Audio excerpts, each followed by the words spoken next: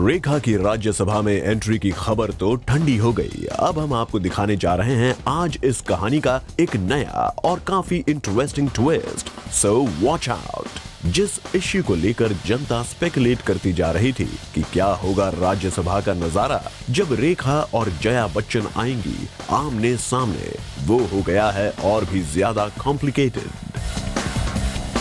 Well, the buzzes that is reported by the Minister of State for Parliamentary Affairs Rajiv Shukla.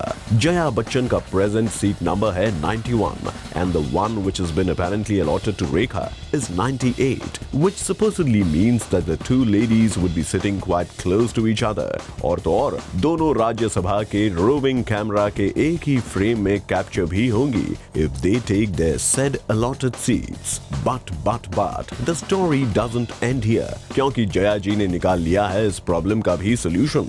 Apparently Jaya Bachchan has requested for a change in her seat, यानी जया बच्चन हटना चाहती हैं पीछे और change करना चाहती हैं अपनी जगह to avoid being seen with Rekha in the same row.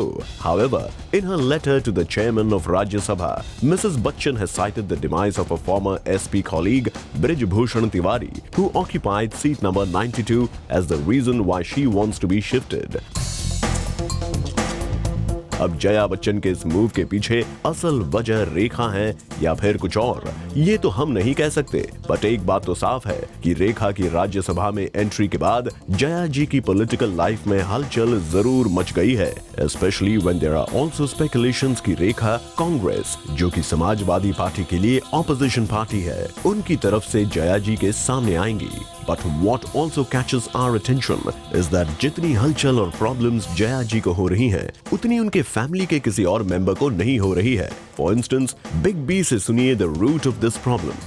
Parliament में हर सेशन में राष्ट्रपति द्वारा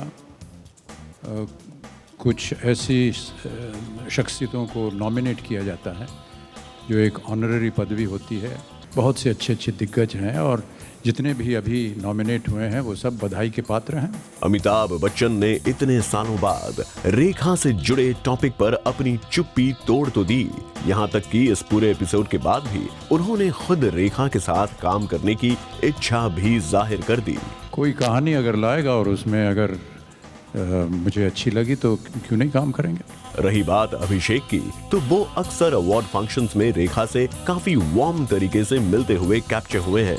and obviously Aishwarya certainly has nothing to worry about. तो ऐसे में क्या सिर्फ अकेली लड़ रही हैं Jaya Bachchan against this new development? और क्या जया जी हो जाएंगी successful in changing her seat? We would definitely keep you updated. Bureau report, Zoom, Mumbai.